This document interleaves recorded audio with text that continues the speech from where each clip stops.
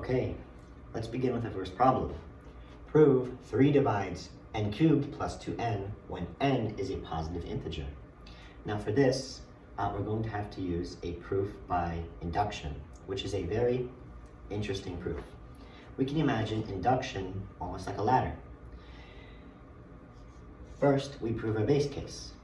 Our base case is simply that the first rung on our ladder exists. It exists and is touching the floor, so our ladder has something to stand on. Now this ladder should go on infinitely. Let's imagine that we want to prove that rung number 3 exists. Well, we would plug 3 in for n, and we would determine that it does in fact exist, but that does not say anything about whether rung number 4 exists. That does not say anything about whether rung 5, 6, or 7, or 1000 exists. So we can't simply plug in values into n and show that a large number of them exist, because we want to prove that an infinite number of potential values for n exist. So n, in a sense, is kind of like our set, the set of all n. So we want to prove that all possible n exist. Let's say that it doesn't matter which rung, but some rung k within the set of n exists. So rung k exists. If we can prove that rung k plus 1 also exists, then in a sense, that means that no matter what rung k is chosen as, there will always be a rung above it. And this will prove that the ladder goes on infinitely, which is exactly what we want to prove in our proof by induction. So we begin our proof by visualizing it almost like a ladder. Okay, so first, let's define a predicate. Let's say P of n is the statement that 3 divides 2 to the power of 3 when n is a positive integer. Okay, so that's what P of n is. It's just the statement we're given. Then we want to prove the base case. We want to prove that the first rung on the ladder exists, that the proof has a base to stand on.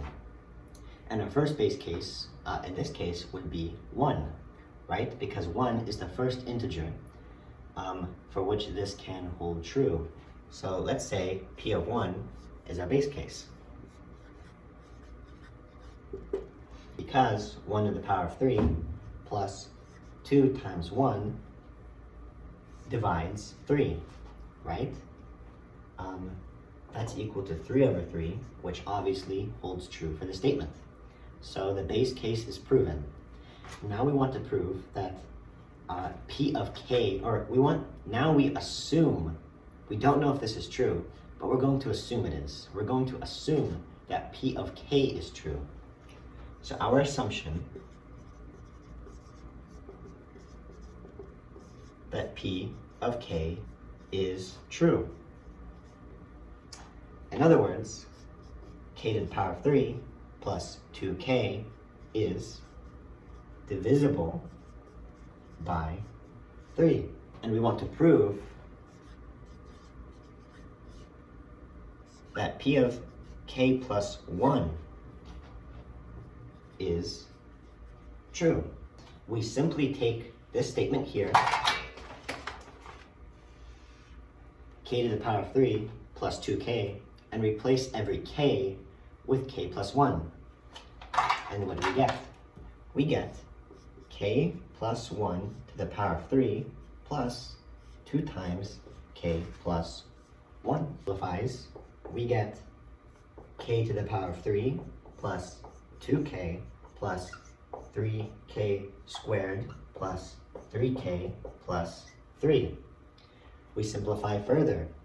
We get k to the power of 3 plus 2k plus 3 times k squared plus k plus 1. Is this divisible by 3?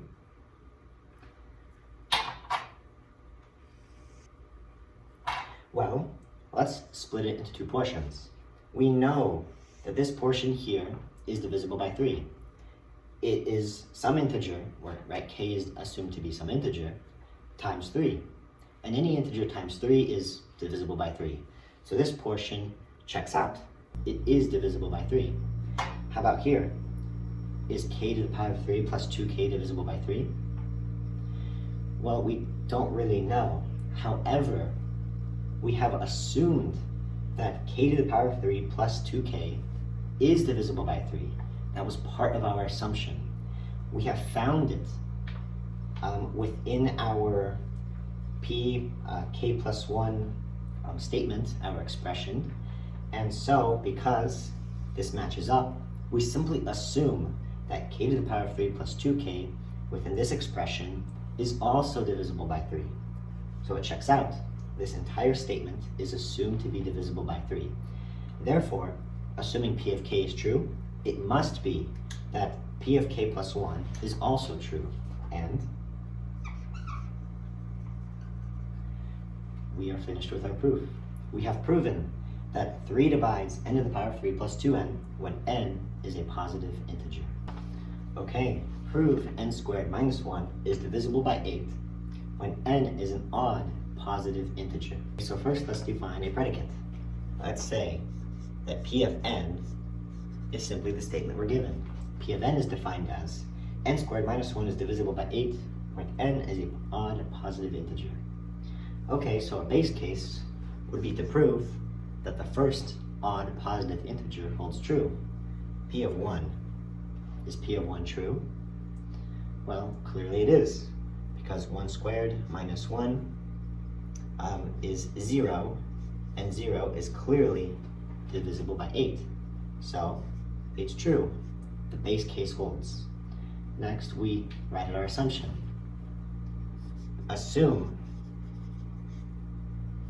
P of k is true, that k squared minus 1 is divisible by 8.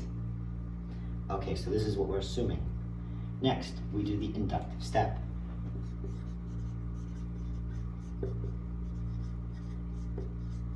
Where we perform the induction.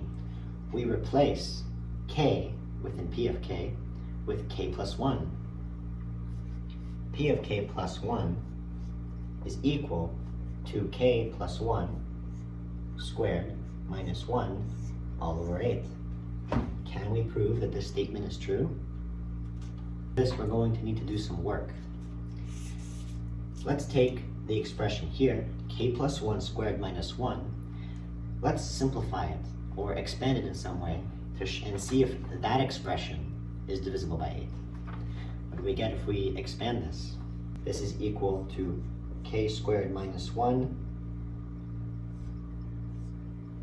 plus 4k plus 4.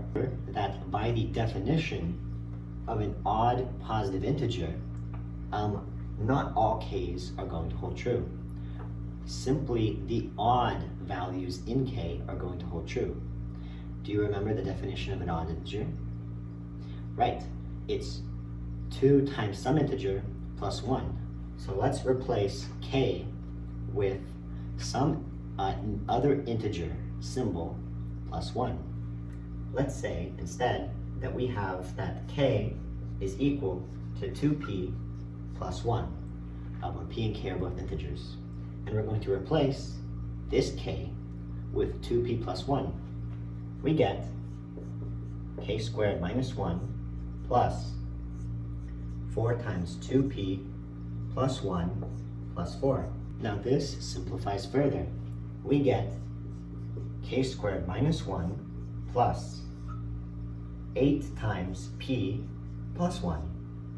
Right, we just do some algebra and we see that this expression here simplifies to 8 times p plus 1. And then we're done. Our proof is complete. Clearly, 8 times p plus 1 is some integer which is divisible by 8, right? P plus 1 is an integer, and there's an 8 multiplying it, so clearly that expression, this part of the expression, is divisible by 8. K squared minus 1 is what we assumed to be true. We assumed k squared minus 1 was divisible by 8, right here.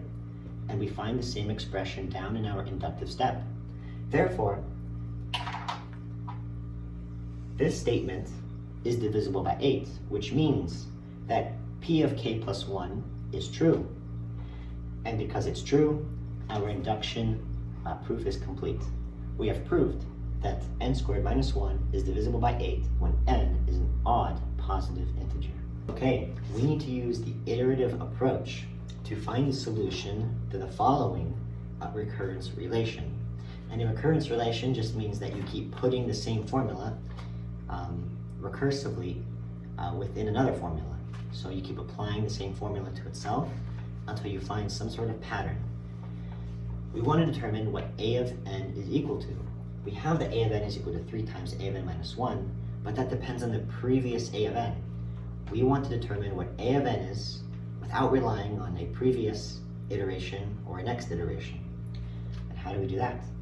Well, we begin with what we're given. We have a of n is equal to 3 times a of n minus 1. Then all we need to do is plug in a of n minus 1 in place of this expression right here.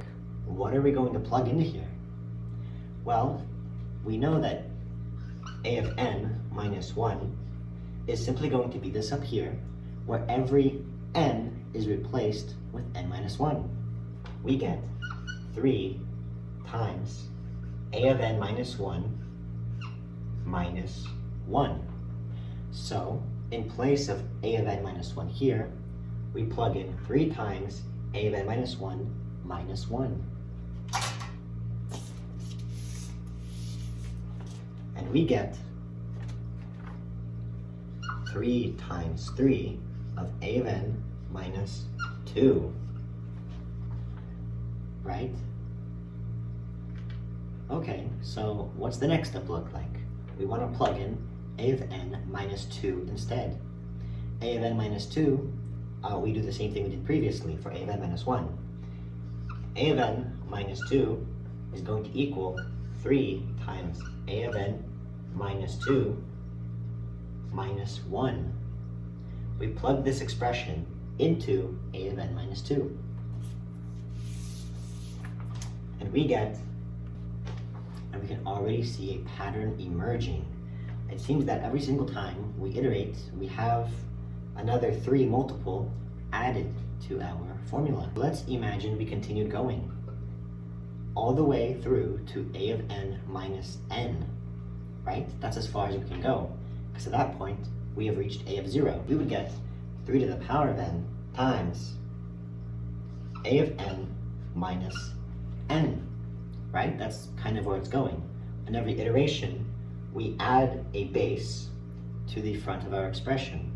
On every iteration, we subtract 1 from a of n. So if we did it n number of times, we would get 3 to the power of n and a of n minus n. Now, of course, this is just equal to 3 to the power of n times a of 0. N minus n is 0. And that's the given base case. So, with that in mind, we have found our solution. This is just equal to 2 times 3 to the power of n. A of n is equal to a of n minus 1 plus 2. And a of 0 is equal to 3. Okay, so we begin with what we're given. We simply plug in a of n minus 1. We get, plugging it in again, we get 2 times 2 plus 2 plus a of n minus 3. We can see that we continue to add 2 each time. We can imagine on the next iteration, we would have 2 times 3, so that's 2 plus 2 plus 2, plus 2 plus a of n minus 4. We have 2 times n plus a of n minus n. Of course, this is just a of 0, and it's equal to 3. So our solution would be 2n plus 3. A of n is equal to a of n minus 1 plus n. A of 0 is 1. So we begin with what we're given. We want to plug in a of n minus 1. Now, a of n minus 1 is simply this expression up here, where all n's are replaced with n minus 1. We get a of n minus 1 minus 1 plus n minus 1. So we plug this expression in for a of n minus 1. And what do we get? Flip the position of the n, so now the n plus is in front. Let's just say that this is equal to n plus n minus 1 plus a of n minus 2, just so that we can keep the a of n minus 2 in the back. Okay, so then we replace a of n minus 2 with what that expression would be. And we already see a pattern emerging. I'm willing to bet that the next iteration would give us n plus n minus 1 plus n minus 2 plus n minus 3 plus a of n minus 4. So I'm willing to bet that. So instead, let's just skip all the way down to the a of nth, or the nth iteration. What does that look like? It looks like n plus n minus 1 plus n minus 2 plus, going all the way to, n minus n minus 1 plus a of n minus n. So we go all the way up to a of n minus n minus 1. We can simply replace this with 1, because that's what that's equivalent to. So this expression here, n plus n minus 1 plus n minus 2, all the way up or down to plus 1, is a summation sequence. And this is just something to memorize, but it's equivalent to n times n plus 1 all over 2. Then we also add a of n minus n, which is equal to 1 plus 1. And then we're done. Okay, we begin with a of n. A of n is equal to a of n minus 1 plus 2n plus 3.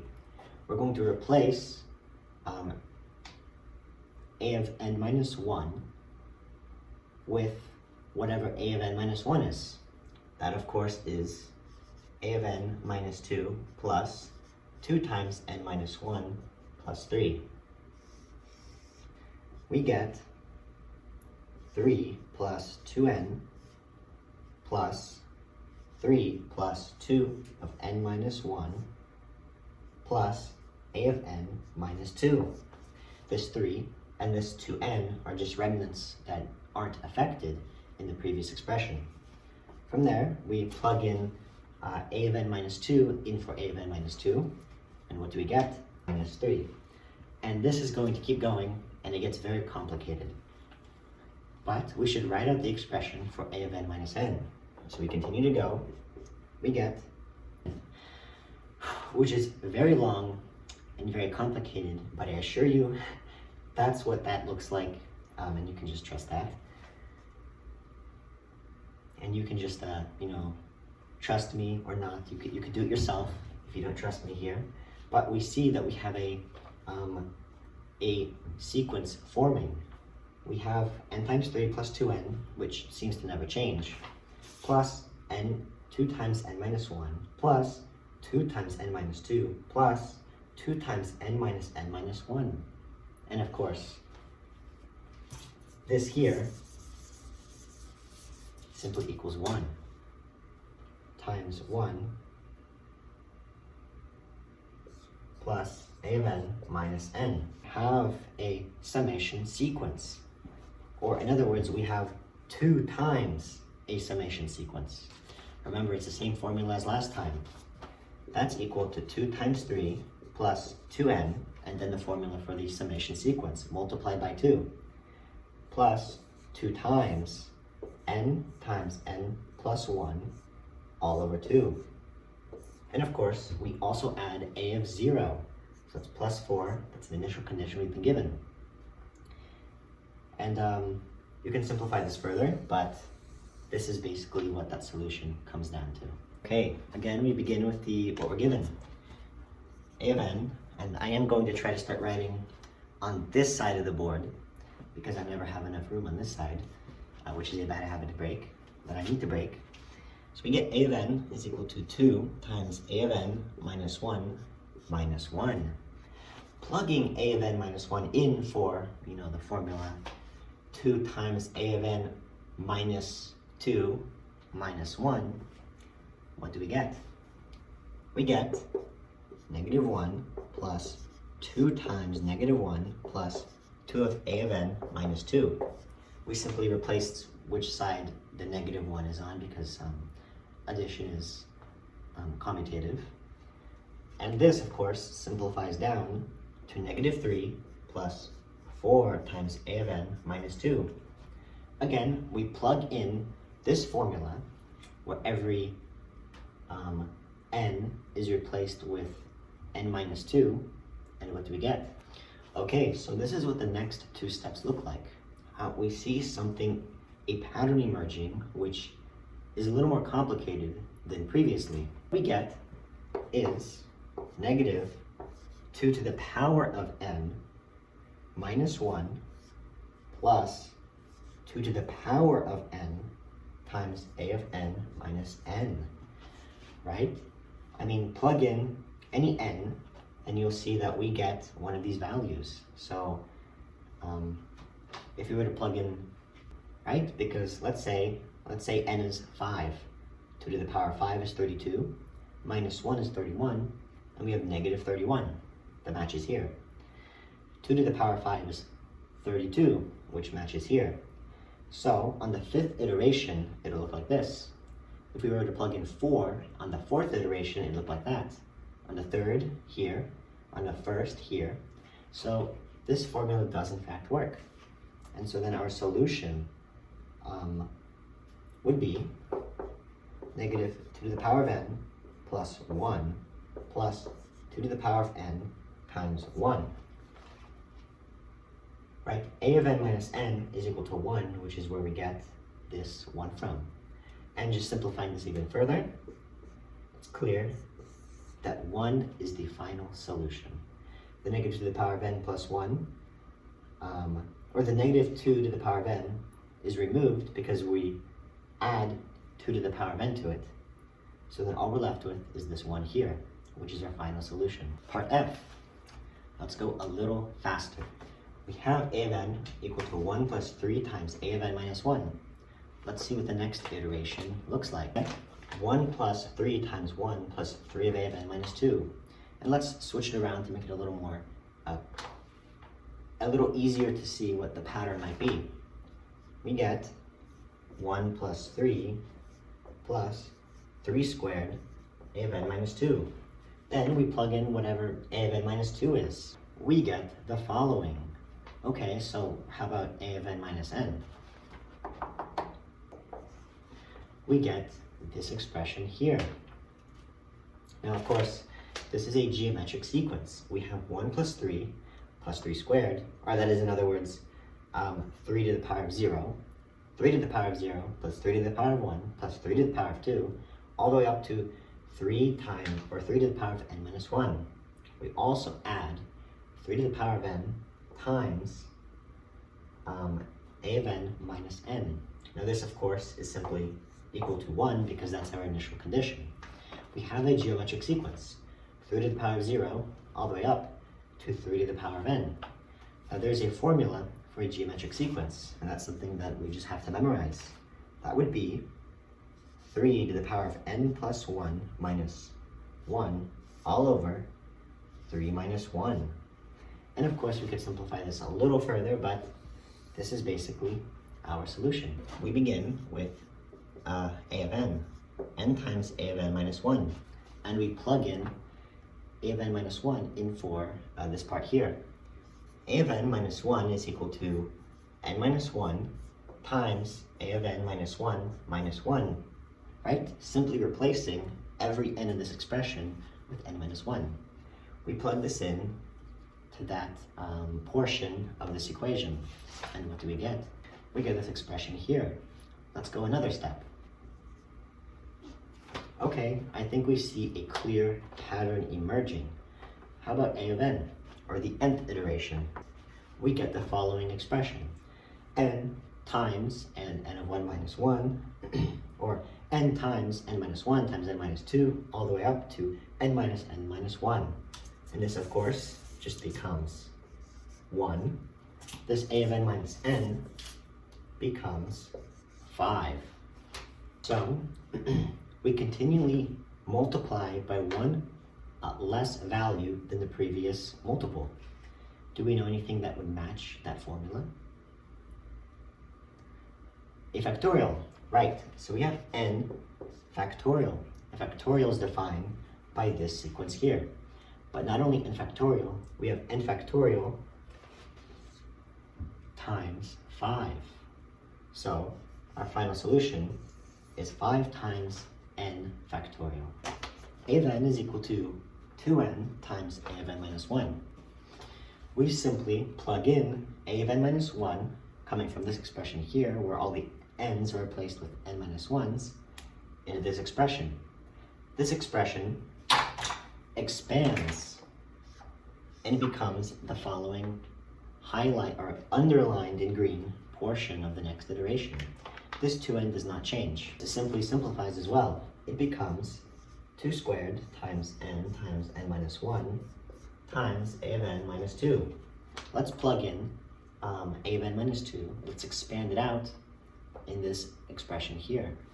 I know I promised I would start writing on this side of the board, but it's kind of, like I said, a bad habit, a hard habit to break. But we already see a pattern sort of emerging. If we go all the way down to a of n, the nth iteration, we get the following geometric sequence times n minus 1, which is something we've seen before, which simplifies down to simply 1. And this, of course, a of n minus n, which is just equal to a of 0. Now we have the same thing as before. We have a factorial. We have n times n minus 1 times n minus 2 all the way down to n, down to 1. This is all multiplied by 2 to the power of n. So we get 2 to the power of n times n factorial. A of 0 is just 1, so it's all this times 1, so we don't have to write out that times 1, and this becomes our solution. Okay, suppose the number of bacteria in a colony triples every hour. Set up a recurrence relation for the number of bacteria after n hours have elapsed. Okay, so we want to give them the recurrence relation this time. We are not given it. Let's just say b of n is the number of bacteria after n hours have elapsed.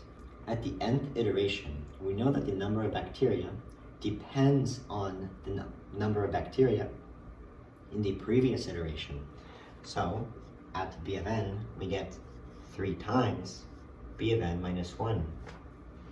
If 100 bacteria begin a new colony, how many bacteria are in the colony in 10 hours? Okay, well, let's begin with the initial condition of b of 0 equal to 100. So all we're going to do is solve our own recurrence relation. We have b of n equal to 3 times b of n minus 1. That's equal to 3 squared times b of n minus 2. And we already know where this pattern is going to go. It's similar to one of the previous problems we had. That's just equal, as we go through to n, number of iterations, 3 to the power of n times b of n minus n, or 3 to the power of n times b of 0, or 3 to the power of n times 100. We plug in 10 in place of n because we're asked to see how many bacteria are in the colony in 10 hours. What is 3 to the power of 10 times 100?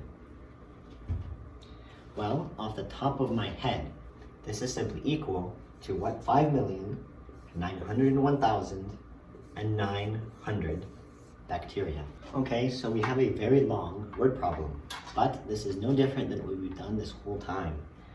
A factory produces cars.